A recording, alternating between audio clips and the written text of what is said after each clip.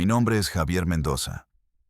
Aquí, en esta tumba de concreto y acero donde el sol es un rumor lejano, una pálida insinuación de un mundo que ya no me pertenece. Soy el recluso 937-921-05E4. Tengo 38 años, aunque el reflejo que me devuelve el metal pulido del lavabo es el de un anciano, con los ojos hundidos en cuencas oscuras que han visto demasiado.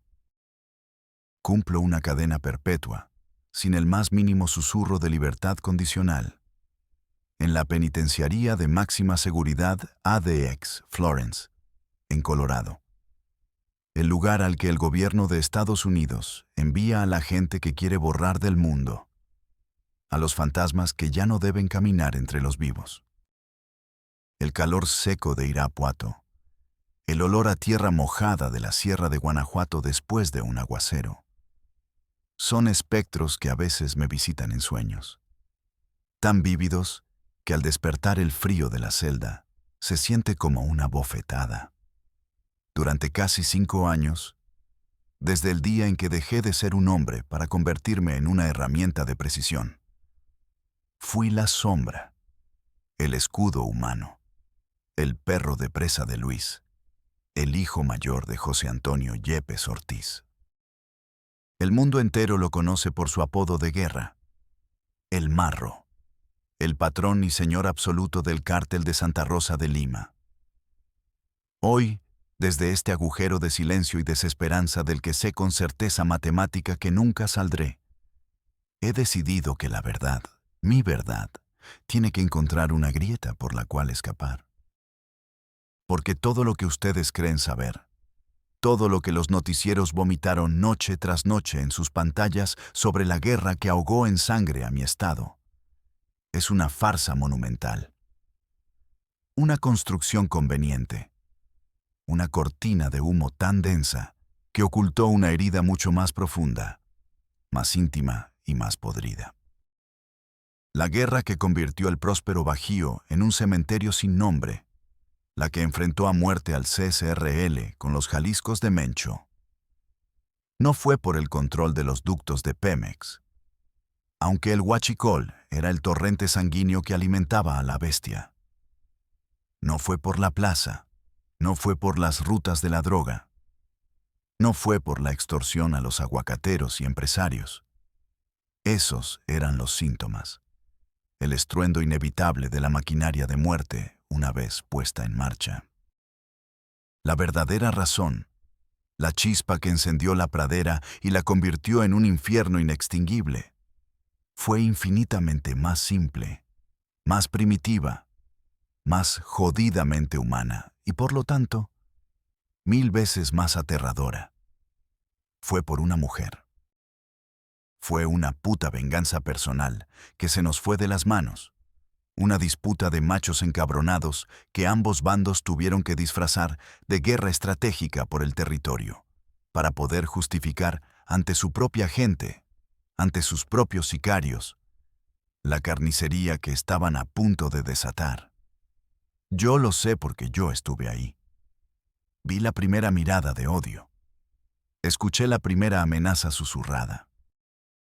Y fui yo quien sostuvo al heredero cuando su mundo se vino abajo, desatando sin saberlo el apocalipsis sobre todos nosotros. Ustedes se preguntarán, y con toda la razón del mundo, ¿cómo un tipo como yo, un mecánico de Irapuato cuyo mayor talento era diagnosticar un fallo en un motor con solo escuchar su ronroneo, termina de niñera armada para el príncipe de uno de los imperios criminales más sanguinarios de la historia reciente de México? La respuesta no yace en la codicia, ni en el ansia de poder o la sed de adrenalina. Mi historia, como la de tantos otros pendejos que caímos en este abismo, empieza con la palabra más jodida y poderosa del diccionario: desesperación. No comencé mi carrera criminal con un cuerno de chivo bañado en oro, sino con un sobre amarillento y frágil en mis manos, temblando bajo la luz fluorescente de un consultorio del Seguro Social que olía a cloro, a enfermedad y a sentencias de muerte burocráticas. Cáncer de páncreas. Etapa 4. Mi madre. Las palabras del doctor, un hombre gordo y hastiado que parecía recitar un guión, fueron como martillazos en mi cráneo. Las quimioterapias que ofrecía el Estado eran una broma macabra, una forma lenta y humillante de verla consumirse. De ver cómo la mujer que me dio la vida se convertía en un esqueleto frágil con la piel pegada a los huesos. Los tratamientos privados, los de inmunoterapia, los que de verdad ofrecían un hilo de esperanza, costaban lo que yo no podría ganar ni en 10 vidas de trabajo honesto en el taller. Las deudas se convirtieron en una bestia insomne que me despertaba por las noches, con sus garras apretándome el pecho hasta dejarme sin aire. Primero fue la hipoteca de la casita de mis padres. Luego, los préstamos usureros con intereses que crecían como el propio tumor de mi madre. Vendí mi coche, un Tsuru que había reconstruido con mis propias manos. Empeñé mis herramientas, mi único capital, y no fue suficiente. Mi primo, el Chato, que siempre había sido más vivo, más aventado, y que por ese entonces ya llevaba un par de años de halcón para la gente del Señor, me encontró un día afuera del hospital, sentado en la banqueta, con la cara descompuesta, derrotado.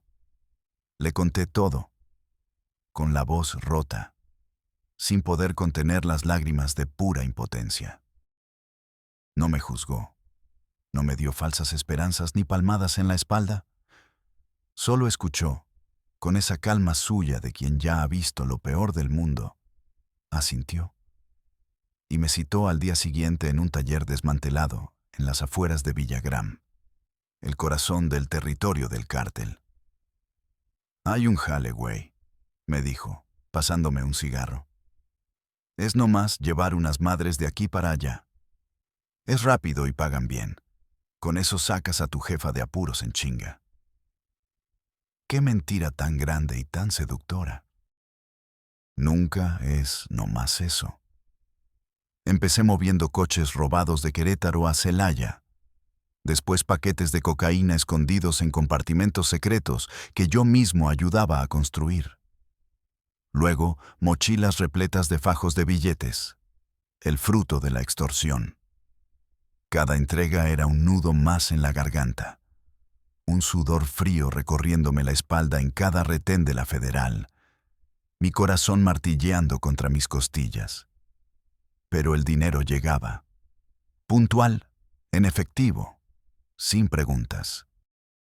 Y con el dinero, los medicamentos importados, las citas con los mejores oncólogos de León, una habitación de hospital limpia y privada.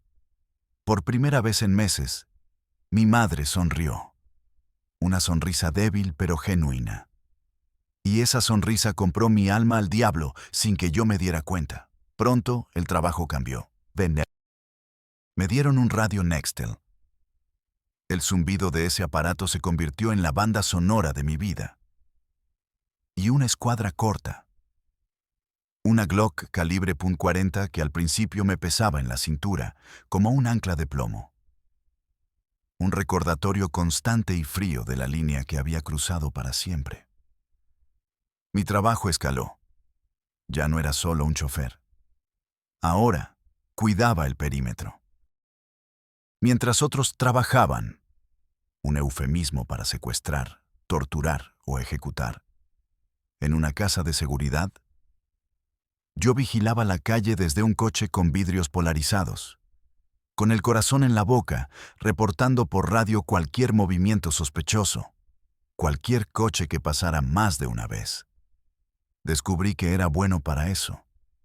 Siempre fui un tipo callado, observador, de los que se sientan en una esquina y lo ven todo sin ser vistos.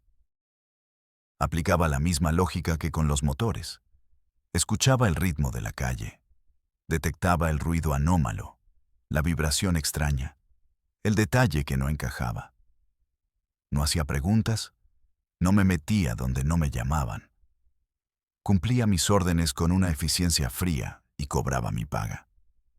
Por un tiempo, Me permití la estúpida ilusión de que tenía el control, de que podía mantenerme en la orilla del río de sangre, mojándome solo los pies para poder seguir pagando las cuentas. ¡Qué ingenuo! Este negocio no es un río. Es un remolino que te agarra del tobillo y no te suelta hasta que te arrastra al fondo y te ahoga en la mierda. Mi bautismo de fuego, el día en que la mancha de grasa de mis manos fue reemplazada para siempre por una mancha de sangre invisible en mi conciencia, llegó una noche de martes, pegajosa y sin luna, sin previo aviso. El Cienfuegos, el jefe de mi célula, un exmilitar corpulento y taciturno, con la mirada muerta de quien ha matado tanto que ya no ve personas, solo objetivos, me recogió en una lobo negra sin placas. No cruzamos ni una sola palabra en todo el camino. El silencio era denso, cargado de una electricidad ominosa. En la radio, un corrido sobre hazañas y traiciones sonaba a bajo volumen. El olor a tabaco rancio y a aromatizante de pino barato llenaba la cabina. Un aroma que desde entonces asocio con la muerte. Llegamos a las afueras de Salamanca, a una de esas bodegas de lámina que el tiempo y el abandono han carcomido.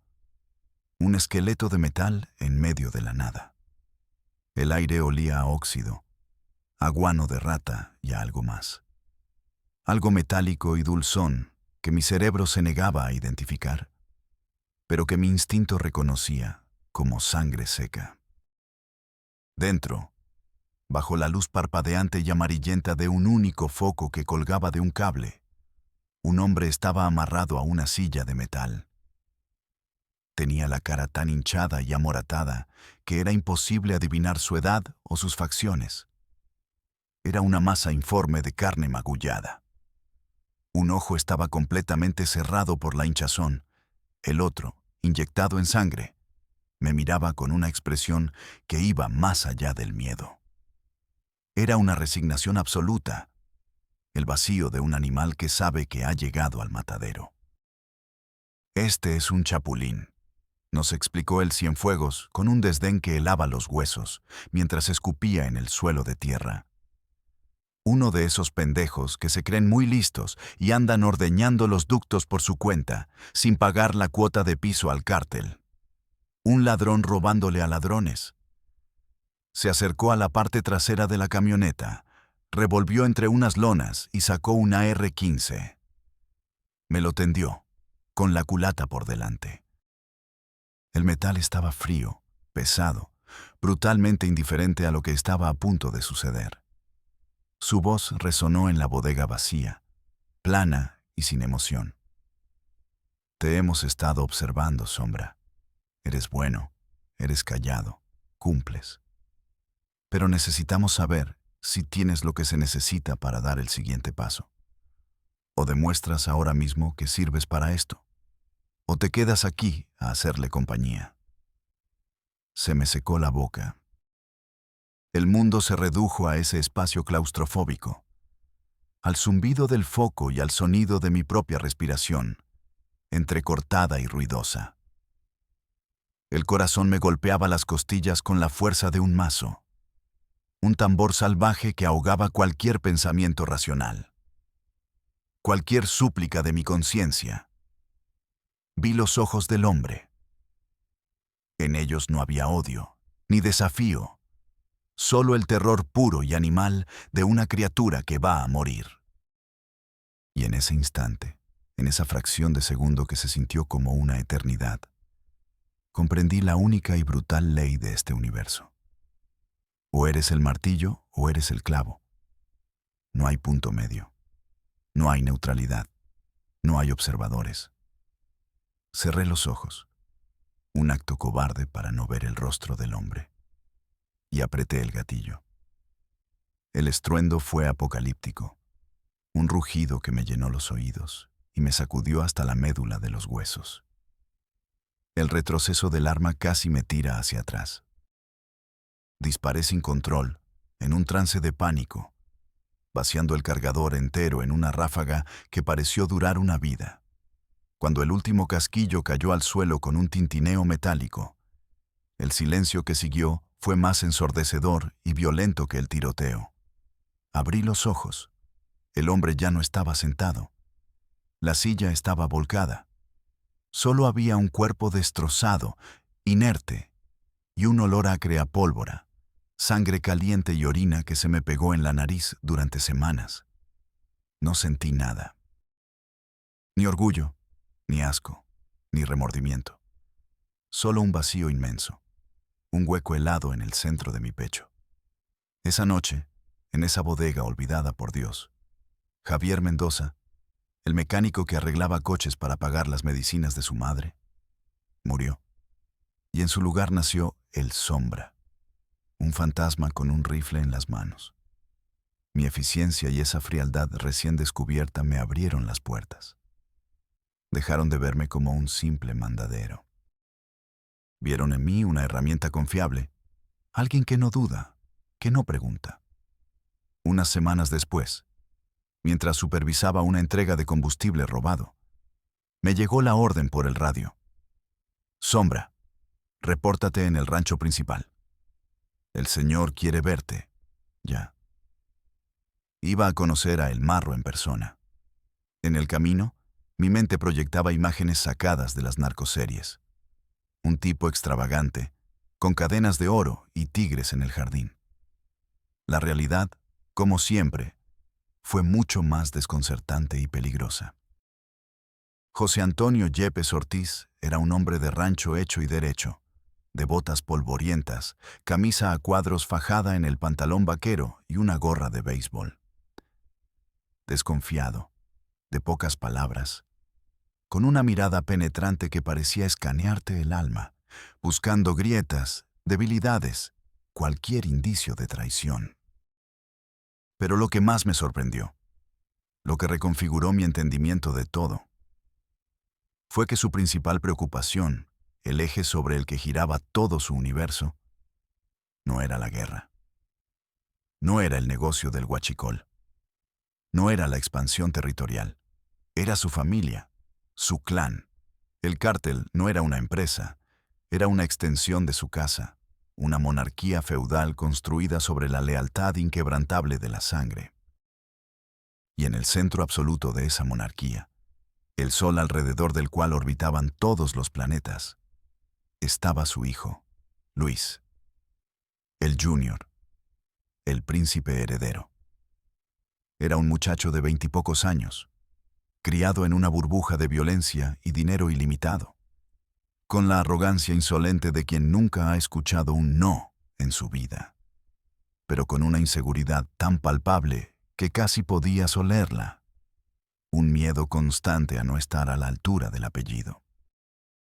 El señor Marro me estudió en silencio, un silencio que se alargó hasta que el sudor empezó a perlar mi frente y me faltó el aire. Finalmente, dictó mi sentencia, mi nuevo y único propósito en la vida. Tú, dijo, señalándome con un movimiento seco de la barbilla, sin siquiera dignarse a mirarme directamente. Dicen que eres bueno, que no tienes miedo y no haces ruido. Te me vas a encargar de este cabrón, dijo, señalando a Luis, que estaba recargado en una camioneta, limpiándose las uñas con una navaja. No te le vas a despegar ni para cagar. Serás sus ojos, sus oídos y su ángel de la guarda. Si a él le pasa algo, cualquier rasguño, tu cabeza rodará primero. ¿Entendido? En ese momento, lo entendí todo. Mi gran epifanía no fue descubrir un complot secreto o la verdadera identidad de un jefe oculto. Fue darme cuenta de que no trabajaba para una organización criminal con una estructura corporativa. Estaba al servicio de una familia real, una tribu defendiendo su feudo con una ferocidad casi animal. La guerra contra el Jalisco no era una estrategia de expansión de mercado. Era una defensa tribal de su apellido, de su tierra, de su linaje. Y mi único y jodido trabajo en este mundo era asegurarme de que el príncipe viviera lo suficiente para heredar el trono. Mi existencia se fusionó de forma absoluta con la del Junior. Dejé de tener vida propia para convertirme en un apéndice de la suya. Una sombra viviente cuya única función era anticipar y neutralizar amenazas.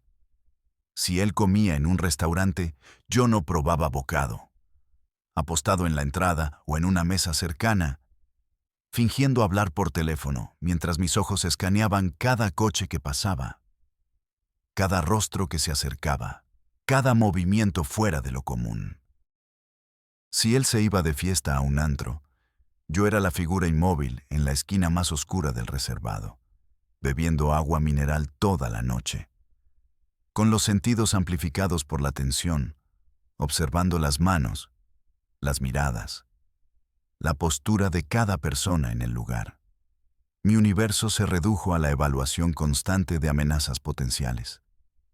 Lo transportaba en convoyes de hasta 4 camionetas blindadas, con vidrios tan oscuros que el mundo exterior parecía una película lejana y silente.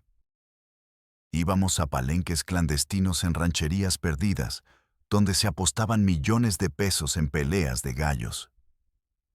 A restaurantes de lujo en Querétaro o San Miguel de Allende que cerraban sus puertas al público solo para nosotros. A ranchos descomunales, donde las fiestas duraban 3 días seguidos, con grupos norteños famosos tocando en vivo sin parar, mientras kilos de cocaína se servían en charolas de plata como si fueran canapés. Vi con mis propios ojos cómo desfilaban ante él presidentes municipales temblorosos, jefes de la policía estatal sonrientes, empresarios importantes con portafolios llenos de efectivo, todos con la cabeza gacha, rindiéndole pleitesía al hijo del patrón, pidiendo favores, ofreciendo información clasificada, vendiendo su dignidad por un fajo de billetes o por la promesa de protección. El Junior era un déspota caprichoso, un niño con una pistola de oro y un poder ilimitado. Su humor era un campo de minas. Un día podía regalarle una Cheyenne del año a uno de sus lacayos simplemente porque le había gustado un chiste. Y al día siguiente podía ordenar que le quebraran las piernas a un mesero porque sintió que lo miró con insolencia. Yo era su perro guardián, silencioso, eficiente y letal. Mi paranoia, la misma que me consumía por dentro, nos salvó la vida en más de una ocasión. Frustré 2 intentos de levantón que estaban cantados. En una ocasión, en un antro de moda en Celaya, territorio en disputa, detecté a 2 tipos que no encajaban. Su corte de pelo militar, la forma en que escaneaban el lugar en lugar de divertirse, la protuberancia antinatural en sus cinturas. Eran Jaliscos, sin duda alguna. No armé un escándalo. Me acerqué al Junior, que ya estaba borracho y a punto de pelearse con alguien por una estupidez. Le susurré al oído: «Patrón, nos vamos. Ahora». Su orgullo se resistió. Quiso hacerse el valiente. «¿Qué pasa, Sombra? ¿Te dio miedo?». Lo miré a los ojos y le dije con una frialdad que lo desarmó: «A mí no. Pero si no salimos por la cocina en este instante, a usted lo van a sacar en una bolsa negra». Vio algo en mi cara que lo hizo obedecer. Salimos por la puerta de servicio, justo cuando mis hombres, apostados afuera, entretenían a los 2 visitantes. Nunca más se supo de ellos. En otra ocasión, la misión fue más compleja. Un contador del cártel había sido levantado por un grupo rival, probablemente del CJNG. Lo tenían en una casa de seguridad en Irapuato. El Junior, en un arrebato, quería ir él mismo a balacear la casa. Logré convencerlo de que la fuerza bruta no era la solución. Durante 2 días, puse a mi gente a vigilar la casa. Estudiamos sus rutinas, el cambio de guardia, sus puntos ciegos. La noche del tercer día, ejecutamos la operación. Mientras un grupo creaba una distracción balaceando una patrulla a unas cuadras de distancia, mi equipo y yo entramos por la parte de atrás. Fue una operación quirúrgica, silenciosa, rápida y letal. Sacamos al contador, un hombre aterrorizado y golpeado, y dejamos 5 cuerpos dentro de la casa. El Junior llegó cuando todo había terminado. Para la foto. Se paró en medio de la carnicería, con una sonrisa de suficiencia, como si él hubiera dirigido todo.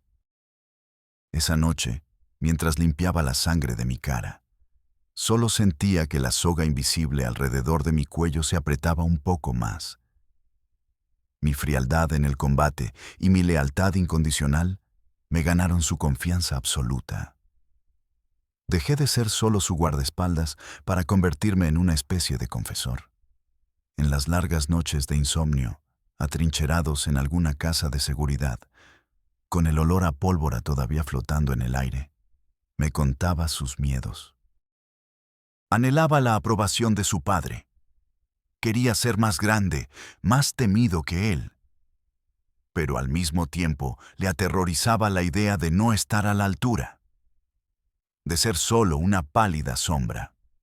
Era un niño atrapado en el cuerpo de un hombre, jugando a ser capo, protegido por una muralla impenetrable de dinero y sicarios que yo comandaba. Y entonces, en medio de ese caos de violencia y excesos, apareció ella. Sofía. La conocimos en una carrera de caballos en un carril clandestino cerca de Irapuato. No se parecía en nada a las mujeres que solían rodear al Junior.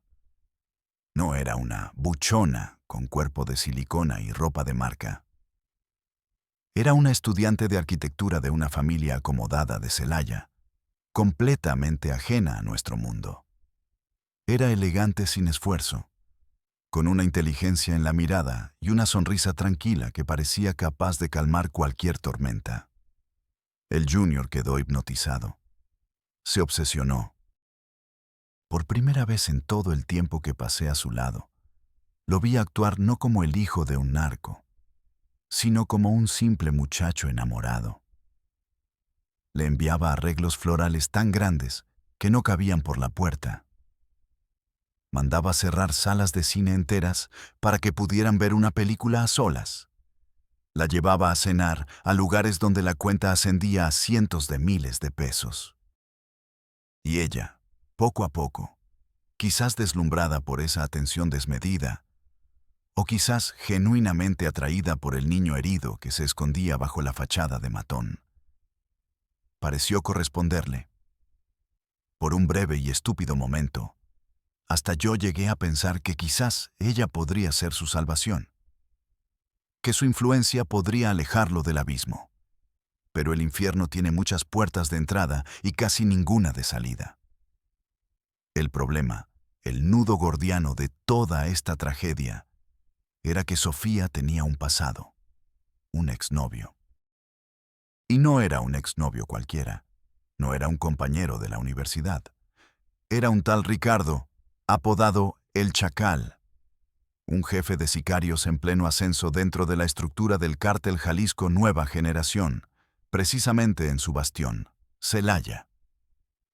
El punto exacto de no retorno, la culminación de toda esta tensión, se dio durante la feria de Celaya. El Junior, en un acto de soberbia y estupidez monumental, decidió llevar a Sofía a su ciudad, a pavonearse con su trofeo en el corazón del territorio enemigo. Estábamos en el mejor restaurante de la ciudad, en una mesa en el centro del salón, rodeados por un discreto pero pesado anillo de seguridad que pretendía ser invisible. La cena transcurría con una normalidad tensa. Yo no podía dejar de escanear cada rostro. De repente, la puerta se abrió y entró el Chacal con media docena de sus hombres. Se plantó frente a nuestra mesa con las manos en los bolsillos de su chamarra de piel. La música se detuvo. Las conversaciones cesaron. La tensión se podía cortar con un cuchillo de carne. El Chacal ignoró por completo al Junior. Fijó sus ojos negros y sin vida en Sofía, y con una sonrisa venenosa, cargada de desprecio, le dijo: «Vaya, vaya, princesa. Pensé que tenías mejores gustos. Cambiar a un hombre de verdad por un mocoso pendejo que todavía se esconde tras las faldas de su papi guachicolero». El rostro del Junior se transformó en una máscara de furia. Se puso de pie de un salto, con la mano ya en la cacha de la pistola que siempre llevaba fajada en la espalda. Yo me moví más rápido. Lo sujeté del brazo con una fuerza de hierro. Una balacera ahí dentro era una masacre garantizada, una sentencia de muerte para todos, incluida Sofía. «Patrón, no aquí. No vale la pena». «Afuera lo arreglamos», le susurré con urgencia. Logré sacarlo de allí, mientras mis hombres y los suyos se medían con la mirada, a un segundo de desatar el infierno. Pero el daño ya estaba hecho. La humillación había sido pública, frente a su mujer, en territorio enemigo. Para alguien con el orgullo tan frágil como el Junior, eso era peor que 1000 balazos. 2 semanas después de ese incidente, Sofía desapareció. Se la llevaron saliendo de la universidad. Un levantón limpio, profesional, sin testigos, sin rastro. El Junior se desquició, perdió la cabeza. Movimos cielo, mar y tierra. La furia del cártel se desató sobre Guanajuato.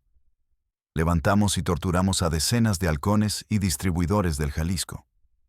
Las casas de seguridad se convirtieron en salas de interrogatorio de las que nadie salía vivo. La buscamos día y noche, sin descanso, con una desesperación que rayaba en la locura. La encontramos 3 días después. Su cuerpo fue arrojado en una zanja al borde de la carretera a Salvatierra. La habían torturado brutalmente antes de matarla. Junto a su cuerpo, clavada en la tierra con un picayelo, había una cartulina con un mensaje escrito con letras toscas: «Para que aprendas a respetar a los hombres de verdad. Putito». Yo estaba ahí cuando el Junior vio el cuerpo de la mujer que amaba. El grito que salió de su garganta no era humano. Era el aullido de un animal herido de muerte. Un sonido que mezclaba el dolor más profundo con el odio más puro. Un sonido que todavía hoy retumba en mis pesadillas. Lo llevamos de vuelta al rancho principal. Entró como una tormenta a la oficina de su padre. Yo me quedé en la puerta, como un centinela de la desgracia. Pero pude escuchar cada palabra a través de la madera. Escuché el llanto roto y desesperado del hijo, la confesión de su humillación, y luego un silencio largo, pesado, más aterrador que cualquier grito. Cuando el marro finalmente salió de esa habitación, su rostro era una máscara de piedra. Sus ojos eran 2 pedazos de carbón ardiendo. Reunió en el patio a todos sus comandantes de plaza, a los jefes de sicarios, a la gente más pesada de la organización. Se subió a la batea de una camioneta y desde ahí, con una voz helada y cortante que no admitía réplica, dictó la nueva ley. Quiero la cabeza del chacal y la de cada uno de sus putos perros. No quiero que peleen por la plaza de Celaya. Quiero que la quemen hasta los cimientos. Quiero que corra tanta sangre de esos Jaliscos que hasta sus putas madres se ahoguen en ella. Olvídense del negocio. Olvídense de los ductos. Esto ya no es negocio. Esto es personal. Ese día, la guerra cambió. Dejó de ser una disputa estratégica por el control de un recurso y se convirtió en una cacería humana. Una vendetta familiar a una escala monstruosa. El dinero dejó de importar. La lógica dejó de importar. Lo único que importaba era la venganza. Una venganza que iba a consumirnos a todos. El Bajío se transformó en un matadero a cielo abierto. Lo que antes eran enfrentamientos esporádicos en brechas y carreteras secundarias, se convirtió en una guerra total y sin cuartel en las calles de las ciudades. Los cuerpos colgados de los puentes peatonales, con narcomensajes. Las balaceras a plena luz del día en centros comerciales. Los coches bomba explotando frente a edificios gubernamentales. Todo ese horror que ustedes veían en las noticias era el resultado directo de la orden de El Marro. Era nuestra gente calentando la plaza, sembrando un terror indiscriminado para obligar al cártel Jalisco a entregar la cabeza del Chacal. Pero ellos, lejos de acobardarse, respondieron con una brutalidad idéntica. La violencia se convirtió en un monstruo autónomo, sin cabeza, que se alimentaba de sí mismo y devoraba todo a su paso. Sicarios, policías corruptos, soldados y, sobre todo, inocentes. Familias enteras atrapadas en el fuego cruzado, convertidas en estadísticas, en daños colaterales, de una guerra cuyo origen real desconocían. Mi punto de quiebre, el momento en que la capa de hielo que se había formado alrededor de mi corazón finalmente se resquebrajó. Fue en una vulcanizadora mugrienta en una colonia popular de Salamanca. Nos llegó un pitazo, supuestamente de una fuente confiable, de que allí se escondía el Pájaro, uno de los hombres de más confianza del Chacal. El Junior, que se había convertido en un espectro consumido por el odio y la cocaína, ordenó atacar de inmediato, sin confirmar, sin planear. «Quemen ese pinche changarro con todos adentro», gritó por el radio. No hubo preguntas. Llegamos en 3 camionetas, nos bajamos y, sin mediar palabra, vaciamos los cargadores de nuestros rifles contra la fachada de lámina del pequeño local.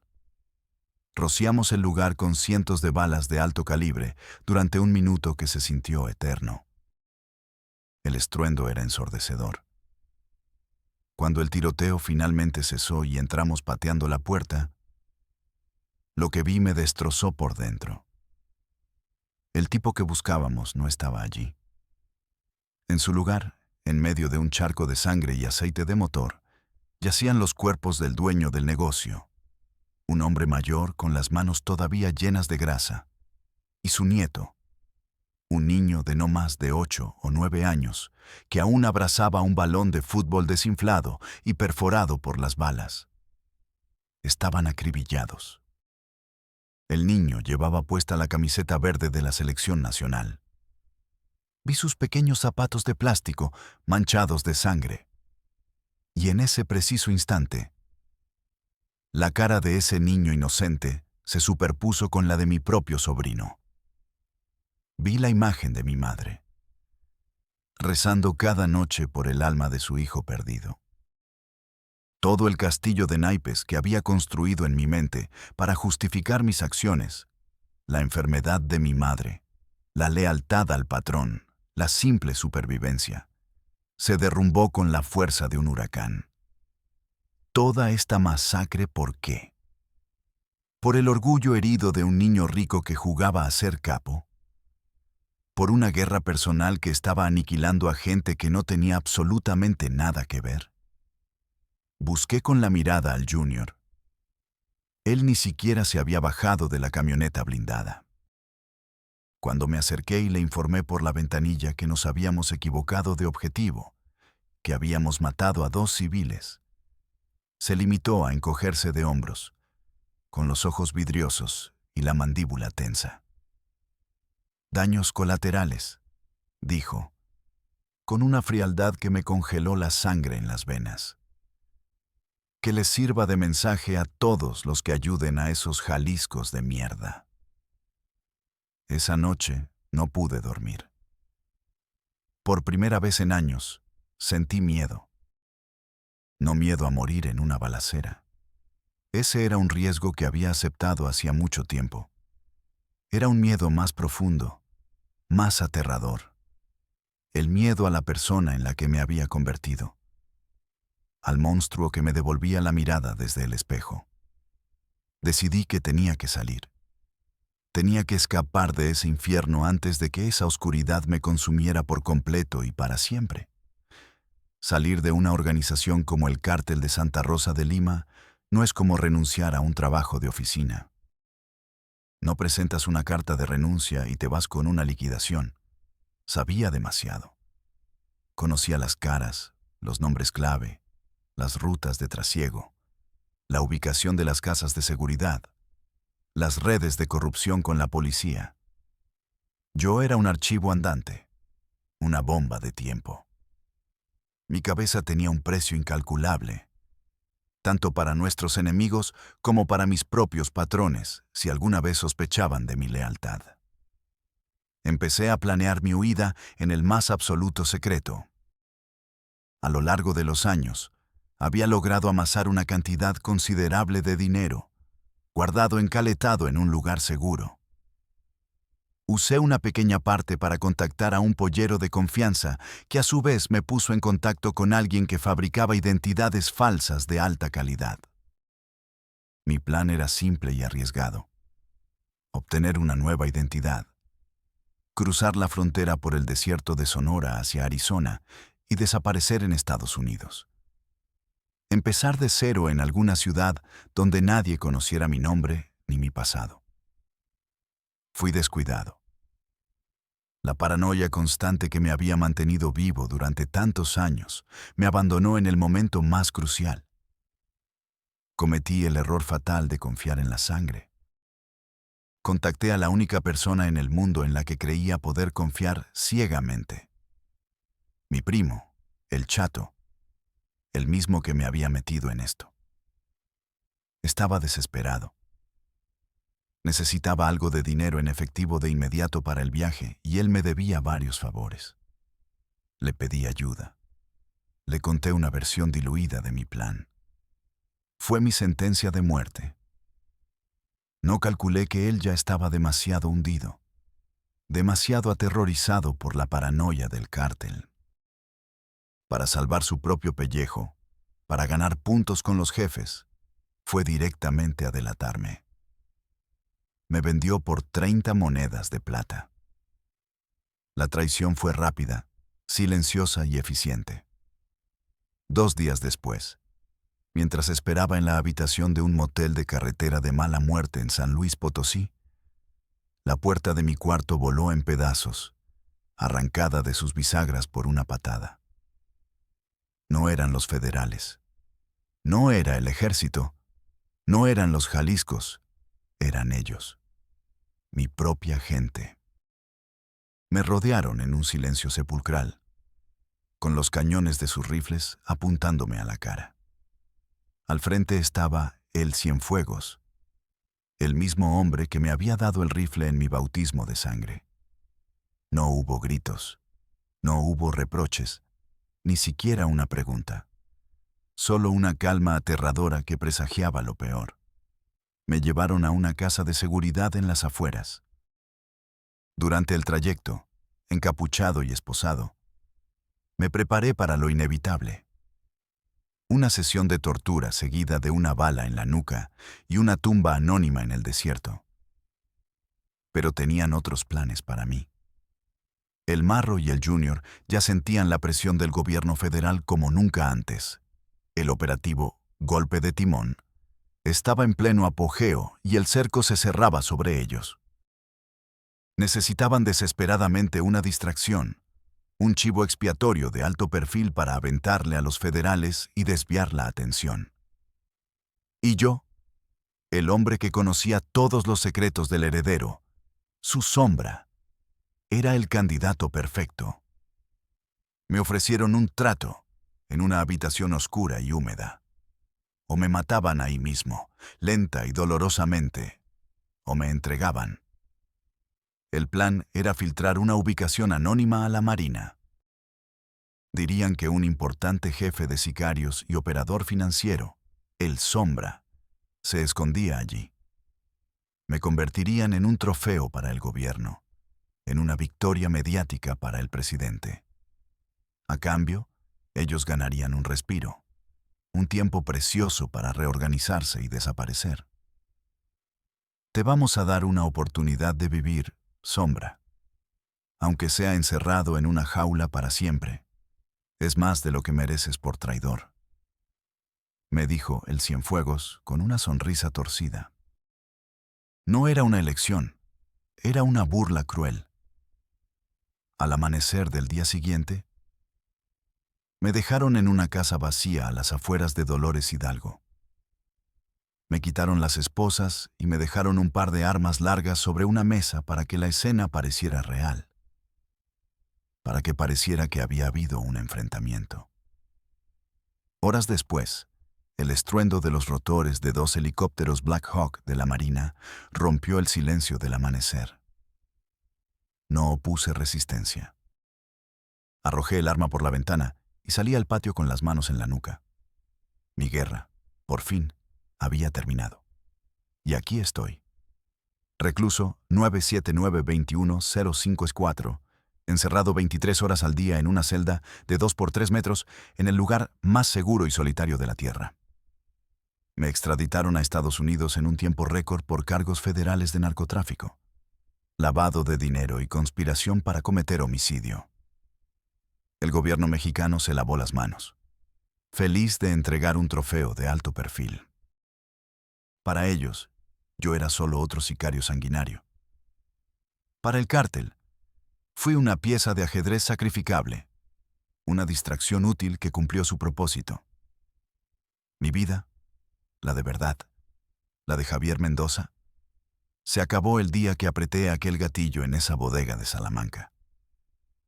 Todo lo que vino después fue solo un largo, lento y vertiginoso descenso a este infierno personal de concreto y silencio. ¿Por qué hablo ahora?, se preguntarán. No busco perdón. Sé que para gente como yo no hay redención posible, ni en este mundo ni en el que venga. Tampoco busco reducir mi condena. Sé con una certeza absoluta que moriré en este lugar y que mi cuerpo será enterrado en una tumba sin nombre en el cementerio de la prisión. Hablo porque estoy harto del silencio. Harto de que la historia la escriban los que ganan, los políticos que se cuelgan medallas o los propios narcos que alimentan sus leyendas de poder y estrategia. Quiero que se sepa la verdad, la sucia, pequeña, miserable y patética verdad. Que la guerra que dejó miles de muertos, que llenó de huérfanos mi tierra, que destrozó a incontables familias y convirtió el estado más hermoso de México en una fosa común. No fue una lucha épica por el poder o el territorio. Fue el berrinche de un niño mimado al que le quitaron su juguete y la furia ciega de un padre que se creía un rey medieval defendiendo el honor de su linaje. Fue una vendetta personal por una chica muerta, cuyo nombre ya nadie recuerda, que sirvió como el pretexto perfecto para desatar una carnicería. Si estás escuchando esto, si eres un joven en un barrio de Irapuato, de Celaya, de Salamanca, de donde sea, y ves el dinero fácil, las camionetas del año, el supuesto respeto que te da un arma en la cintura. Si esa vida te parece atractiva, si crees que es una salida, quiero que por un segundo pienses en mí. Piensa en esta celda.